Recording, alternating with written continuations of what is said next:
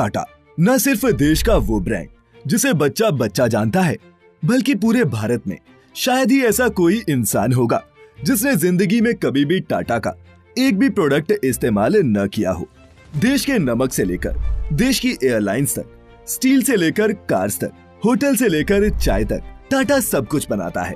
कुल जमा बात ये है कि अगर हम ये कहें कि टाटा सिर्फ देश का नमक ही नहीं बल्कि पूरा देश बनाता है तो भी गलत नहीं होगा। टाटा कोई कंपनी नहीं है, बल्कि ये कई कंपनी से बना एक ग्रुप है जो करोड़ों लोगों को रोजगार देता है और ये देश के वर्तमान और भविष्य दोनों को बना रहे हैं। और रतन टाटा देश के बाकी बिजनेसमैन अंबानी और अडानी से बिल्कुल अलग है। वो बिजनेसमैन नहीं बल्कि इंडस्ट्रियलिस्ट हैं। वो इंडस्ट्रियलिस्ट जिनके लिए पूरे देश के दिल में इज्जत है। और ऐसा नहीं है कि ये इज्जत सिर्फ रतन टाटा के लिए है, बल्कि JRD टाटा के टाइम से ही टाटा ऐसे काम करता रहा है जिससे उसे अपना आज का ये मुकाम मिला है। तो चलिए आज जानते हैं टाटा की पूरी कहानी। दोस्तों, टाटा की शुरुआत जमशेदजी टाटा ने की थी, जिनका जन्म 1839 में एक पारसी परिवार में हुआ था। बात है 19वीं सदी के अंत की। भारत के कारोबारी जमशेदजी टाटा एक बार मुंबई के सबसे महंगे होटल में गए, लेकिन उनके रंग के चलते उन्हें होटल से बाहर जाने को कहा गया। कहा जाता है कि उन्होंने उसी वक्त तय किया कि वह भारतीयों के लिए इससे भी बेहतर होटल बनाएंगे और 1903 में मुंबई के समुद्र तट पर ताजमहल पैलेस होटल तैयार किया गया। ये मुंबई की पहली ऐसी इमारत थी जिसमें बिजली थी, अमेरिकी पंखे लगे थे, जर्मन लिफ्ट मौजूद थी और अंग्रेज खानसामा भी थे। रतन टाटा के साथ ऐसा ही कुछ फोर्ड ने भी किया था, वो भी आपको बताएंगे। बस आपको वीडियो के लास्ट तक हमारे साथ बने रहना है। दोस्तों, टाटा के पूर्वज पारसी पुजारी थे, लेकिन जमशेदजी ने तो कपड़े, चाय, तांबा, पीतल और यहाँ तक अफीम के धंधे में भी अपनी किस्मत आजमाई, क्योंकि तब अफीम का धंधा कानूनी तौर पर मान्य था। उन्होंने इस दौरान काफी यात्राएं की और नई खोजों को लेकर वो बहुत ज्यादा उत्साहित रहते थे। ब्रिटेन की एक यात्रा के दौरान उन्हें लैंकाशायर कॉटन मिल की क्षमता का अंदाजा हुआ। साथ में ये एहसास भी हुआ कि भारत अपने शासक देश को इस मामले में चुनौती दे सकता है। और फिर उन्होंने ही 1877 में भारत की पहली कपड़ा मिल खोली थी। इम्प्रेस मिल्स का उद्घाटन उसी दिन हुआ जिस दिन क्वीन विक्टोरिया भारत की महारानी बनी। जमशेदजी के पास भारत के लिए स्वदेशी सोच का सपना था। दोस्तों, यही स्वदेशी यानी कि अपने देश में निर्मित चीजों के प्रति आग्रह भारत के स्वतंत्रता आंदोलन का अहम विचार था। जी हाँ, जिस स्वदेशी सोच को आज हम बढ़ावा दे रहे हैं उसकी नींव टाटा ने ही रखी थी।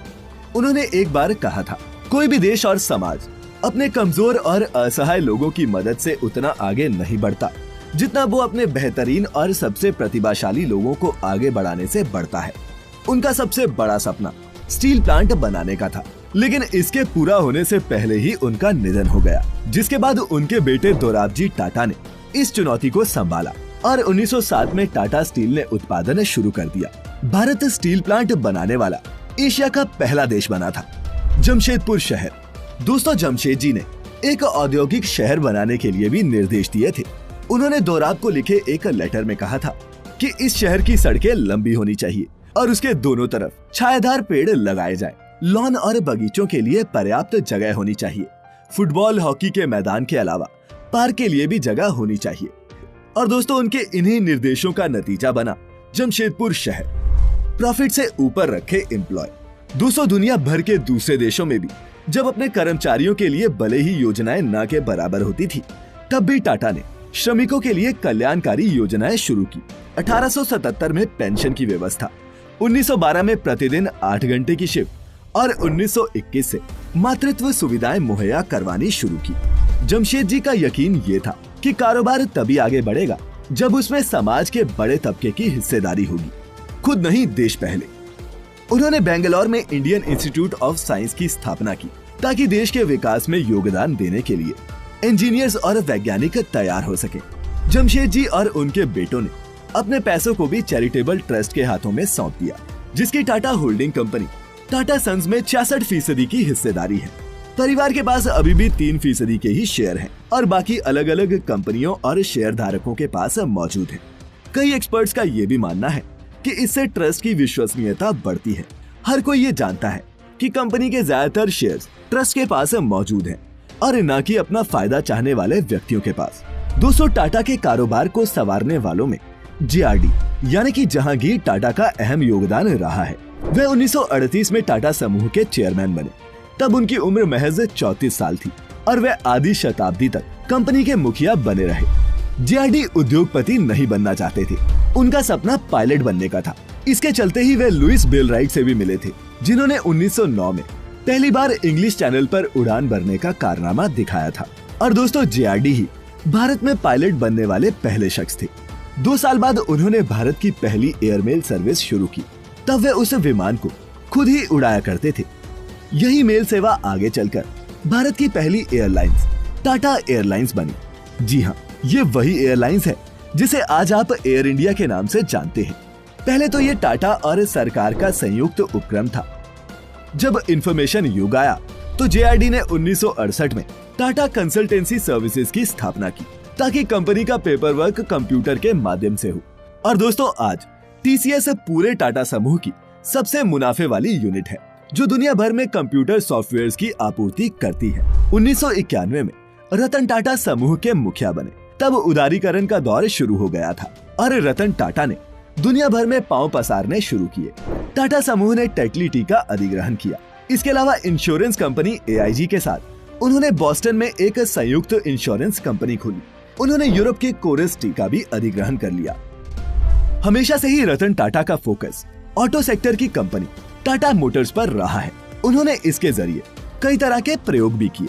मसलन मिडिल क्लास की कार के सपने को पूरा करने के लिए लखटकिया नैनो को लॉन्च किया और टाटा ने पहली देसी पैसेंजर कार इंडिगा को भी बनाया था। इंडिगा को लेकर रतन टाटा काफी उत्साहित थे, लेकिन शुरुआती दिनों में उन्हें उम्मीद के मुताबिक नतीजे नहीं मिले। इस वजह से रतन टाटा ने अपने कार बिजनेस को बेचने का फैसला किया। इस बिजनेस को खरीदने के लिए अमेरिका की कार निर्माता कंपनी फोर्ड ने दिलचस्पी दिखाई थी। डील फाइनल करने के लिए रतन टाटा को अमेरिका में फोर्ड मोटर्स के हेडक्वार्टर बुलाया गया। हेडक्वार्टर्स में 3 घंटे तक चली मीटिंग के दौरान फोर्ड के अधिकारियों का व्यवहार थोड़ा अपमानजनक रहा था। फोर्ड के अधिकारियों ने रतन टाटा से ये तक पूछ दिया कि जब आप कुछ नहीं जानते तो कार बनाना शुरू ही क्यों किया था। असल में फोर्ड के ये अधिकारी ये दिखा रहे थे जैसे वो टाटा के कार कारोबार को खरीदकर उन पर एहसान कर रहे हैं। लेकिन रतन टाटा ने ये डील कैंसिल कर दी। उन्होंने भारत वापस आकर एक बार फिर टाटा मोटर्स पर फोकस किया। इसी बीच साल 2008 की मंदी से फोर्ड मोटर्स को काफी नुकसान उठाना पड़ा। फोर्ड की हालत इतनी खराब हो गई कि उसने अपने जैगुआर और लैंड रोवर ब्रांड्स को बेचने का फैसला किया, जिसे खरीदने के लिए रतन टाटा सबसे आगे आए और उन्होंने इस पर कब्जा जमाया। इस तरह से रतन टाटा ने अपने अपमान का बदला लिया था। आर्थिक मंदी के दौर में टाटा को लेकर एक बड़ा विवाद उठा जब टाटा ने यूरोप के अपने स्टील ऑपरेशंस के बड़े हिस्से को बेचने का फैसला किया। तब ब्रिटेन की कर्मचारी यूनियंस ने आरोप लगाया कि टाटा अपने मूल्यों के प्रति ईमानदार नहीं है। तब रतन टाटा भारत से सीधे ब्रिटेन पहुंचे और घोषणा की कि बिना किसी सलाह मशवरे के ऐसा नहीं होगा। दिसंबर 2012 में रतन टाटा ने टाटा ग्रुप की कमान टाटा परिवार से बाहर के व्यक्ति साइरस मिस्त्री के हाथों में दे दी थी और उन्हें कंपनी का चेयरपर्सन नियुक्त किया गया था। दोस्तों, टाटा समूह के कारोबार का मुख्य उद्देश्य पारसी उक्ति हमाता हुक्ता और हवाष्टा पर आधारित है, जिसका मतलब है अच्छे विचार, अच्छे बोल और अच्छे काम। लेकिन जब कारोबार बढ़ता चला जाता है तो ये भी मुश्किल होता जाता है। आपको क्या लगता है कि टाटा किस तरह के इंसान हैं? नीचे हमें कमेंट करके जरूर बताएं।